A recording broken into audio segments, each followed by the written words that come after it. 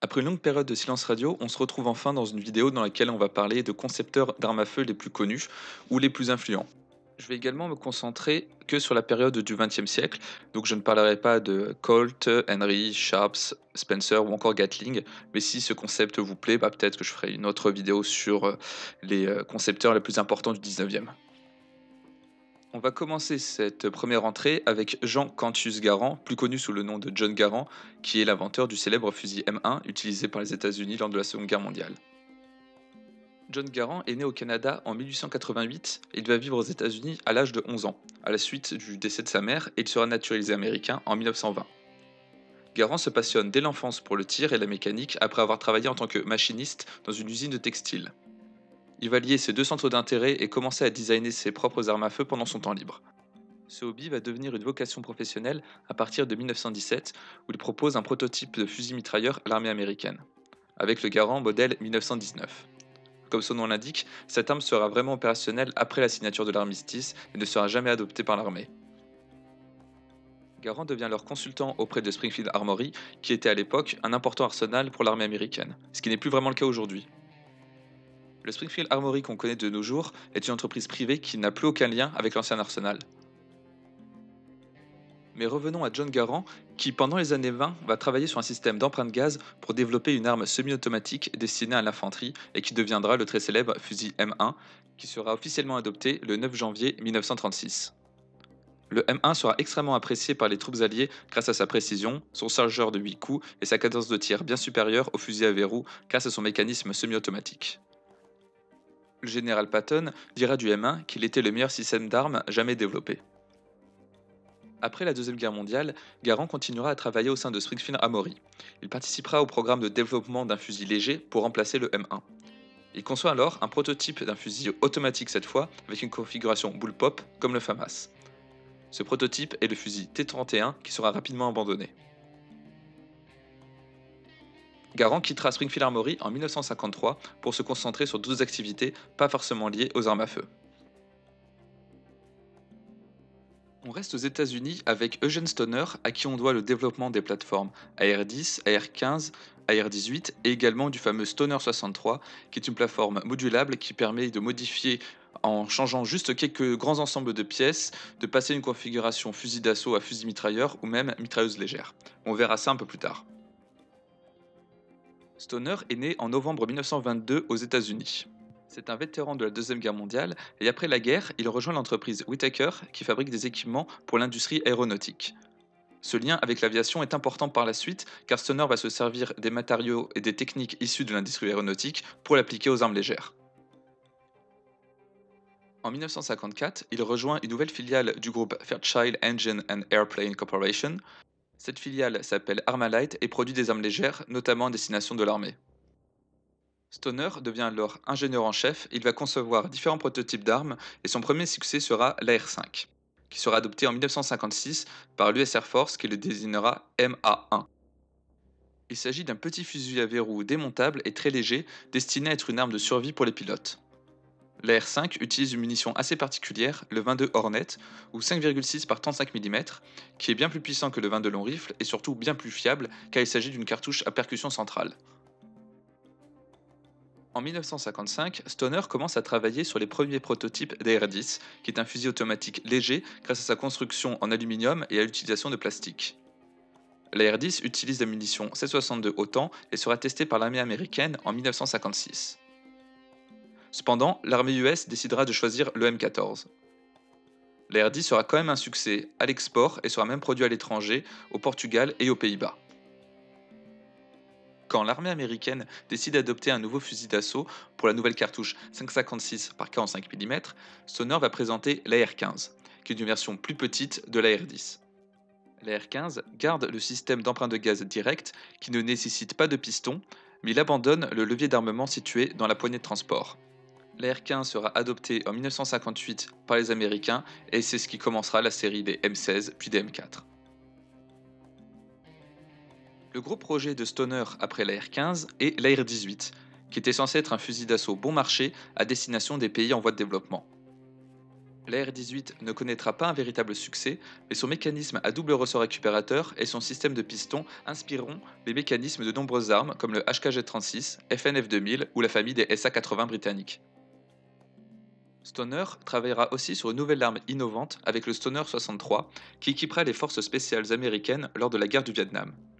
Le Stoner 63 est une plateforme évolutive qui peut rapidement être convertie en fusil d'assaut, carabine, fusil mitrailleur et mitrailleuse légère. Le Stoner 63 a été extrêmement apprécié par les troupes américaines. Cependant, sa complexité mécanique l'a empêché de devenir un système d'armes déployable au sein de toute l'armée.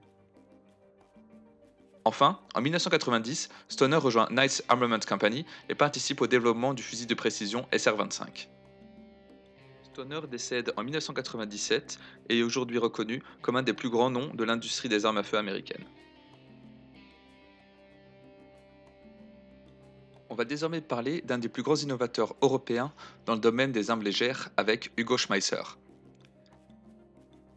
Né en septembre 1984, il suit les traces de son père Louis Schmeisser, qui était également ingénieur dans l'industrie de l'armement et qui est connu pour le pistolet Dreyse modèle 1907. Hugo Schmeisser rejoint son père au sein de la compagnie Bergmann et participe à la conception de la mitrailleuse légère MG15 et du pistolet mitrailleur MP18. Après la guerre, Hugo crée une entreprise avec son frère Hans, lui aussi ingénieur, pour concevoir des armes légères.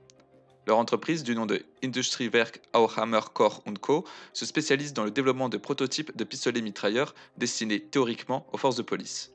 En effet, suite au traité de Versailles, l'Allemagne n'a plus le droit de développer des armes de guerre. Seule la production d'armes à destination de la police est autorisée. C'est à cette période que Hugo Schmeisser tisse des liens avec la fameuse entreprise Heinel Waffen, célèbre pour son rôle dans le développement du STG-44. Heinel va ensuite absorber complètement l'entreprise des frères Schmeisser. À la fin des années 20, Hugo Schmeisser travaille sur une arme qui va devenir assez célèbre, le pistolet mitrailleur MP28, qui est une version améliorée du MP18. Ce pistolet mitrailleur connaîtra un important succès et sera fabriqué et vendu en Afrique du Sud, en Chine, en Espagne et au Japon. C'est avec l'arrivée au pouvoir d'Adolf Hitler que l'industrie de l'armement allemand va réellement se relancer et faire fi du traité de Versailles. À partir de 1933, de nombreux projets de développement d'armes légères sont lancés pour donner un avantage technologique à l'armée allemande.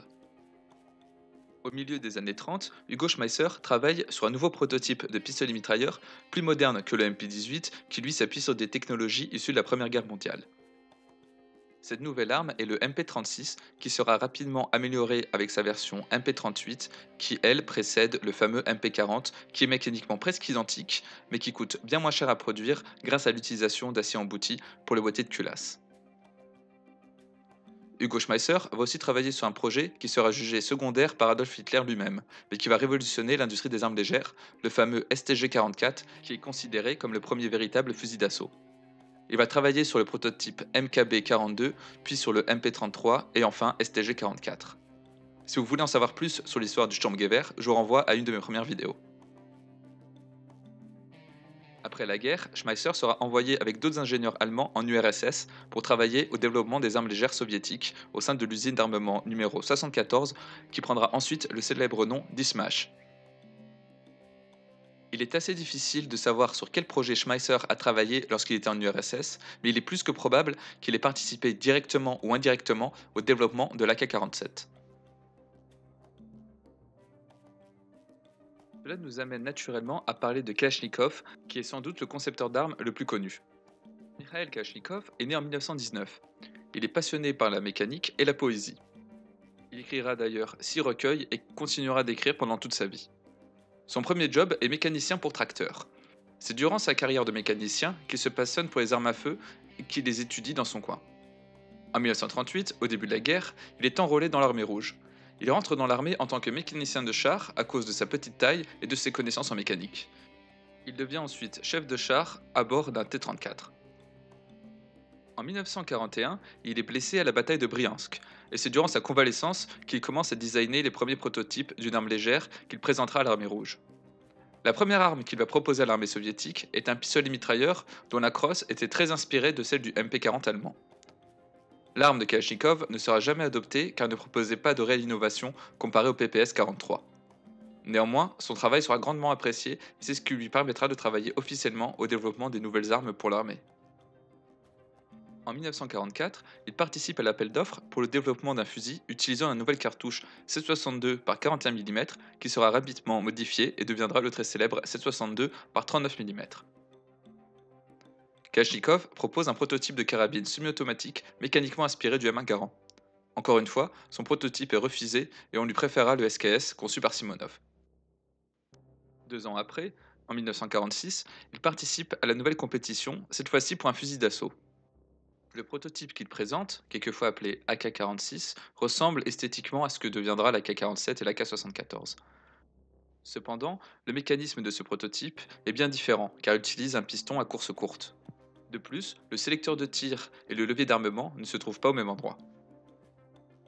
Kalachnikov va retravailler son invention pour la rendre plus fiable et solide, ce qui va aboutir au fameux AK-47 type 1 qui sera fabriqué de 1947 à 1951 et qui utilise un boîtier de culasse en acier embouti. Le type 1 sera rapidement remplacé par le type 2 qui est quasiment identique mais qui n'utilise pas un boîtier de culasse en acier embouti car cette technologie était complexe à maîtriser pour l'URSS. Il faudra attendre l'AKM en 1959 pour avoir un nouveau fusil d'assaut Kalachnikov qui utilise de l'acier embouti.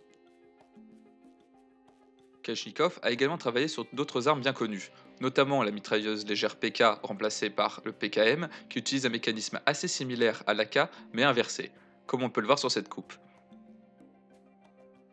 Kalachnikov participe aussi directement à la variante fusil-mitrailleur de l'AK avec le RPK qui sera adopté en 1960 et qui remplace le fameux RPD. En 1990, il rencontre son homologue américain Eugene Stoner lors d'un voyage aux États-Unis. Il décédera une dizaine d'années après, en 2013. Au cours de sa vie, il a été médaillé à de nombreuses reprises. Il a été héros du travail socialiste, héros de la Fédération de Russie, médaillé de l'Ordre de Saint-André, prix Lénine, prix Staline, prix d'État de la Fédération russe et Ordre du mérite pour la patrie. On termine par la dernière entrée et pas des moindres avec John Moses Browning, qui est sans doute le concepteur d'armes le plus influent du XXe siècle grâce à ses 128 brevets et inventions. Même si Browning a surtout vécu au 19e, il est né en 1855 et décédé en 26, il a bouleversé la conception des armes légères et le fruit de son travail est toujours d'actualité. Il est quelquefois surnommé le père des armes modernes. En parlant de père, celui de John Browning tenait une armurerie, ce qui l'a très tôt familiarisé avec les armes à feu.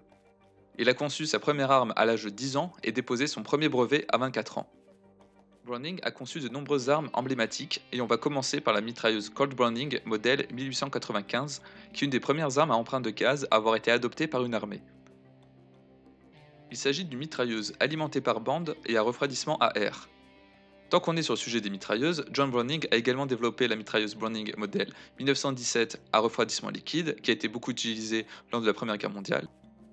En 1919, l'armée américaine adopte une nouvelle mitrailleuse encore conçue par Browning, le modèle 1919, qui servira jusqu'aux années 70 pendant la guerre du Vietnam dans sa version chambrée en 30-06. Cette mitrailleuse est toujours utilisée aujourd'hui, mais adaptée pour tirer la cartouche standard 7,62 par 51 mm. Le modèle 1919 sera également la base pour une mitrailleuse lourde toujours en service. La fameuse mitrailleuse M2 qui utilise le 50 BMG, BMG pour Browning Machine Gun. Browning a également conçu le célèbre fusil mitrailleuse BAR pour Browning Automatic Rifle, qui a été adopté trop tard pour être utilisé en nombre lors de la Première Guerre mondiale, mais qui sera beaucoup utilisé lors de la Seconde. On peut également citer le fusil Browning Auto 5, très utilisé pour la chasse. Il s'agit d'un des premiers fusils semi-automatiques à mécanisme de recul et il sera fabriqué de 1903 à 1998. Mais c'est sans doute ses travaux sur les pistolets qui sont les plus connus. En effet, Browning a participé à l'avènement des pistolets semi-automatiques comme réels concurrents aux revolvers jugés beaucoup plus fiables. Browning a développé plus d'une dizaine de pistolets différents, le plus connu étant évidemment le 1911, qui sera adopté par l'armée américaine dès la Première Guerre mondiale et qui sera remplacé par le Beretta M9 en 1985. Le 1911 est un des premiers pistolets à être adopté par une armée majeure. Lors de son introduction, la majorité des armées utilisaient encore des revolvers. Un autre grand succès de Browning est le Colt Woodsman en 22 long rifle qui est grandement apprécié par les tireurs sportifs. Ce pistolet a été fabriqué à presque 700 000 exemplaires et a été fabriqué de 1915 à 1977. Son dernier design, et non des moindres, est le fameux Browning High Power qui s'appuie grandement sur le 1911 mais simplifie son mécanisme en se débarrassant de la chaînette de canon. Browning décédera avant la fin de la conception qui sera repris par Dieudonné Sève. La plupart des pistolets modernes s'inspirent du mécanisme branding avec le canon basculant avec bloc de verrouillage. Voilà ce qui conclut cette vidéo qui j'espère vous aura plu. J'avais envie de parler de ces personnes car souvent ces gens sont peu connus, contrairement à leurs inventions. Aujourd'hui, il est plus difficile de désigner le réel concepteur d'une arme, à l'exception peut-être de Ronnie Barrett avec le célèbre Barrett M82 et M107. J'espère pouvoir faire une nouvelle vidéo prochainement. D'ailleurs, j'hésite entre deux sujets.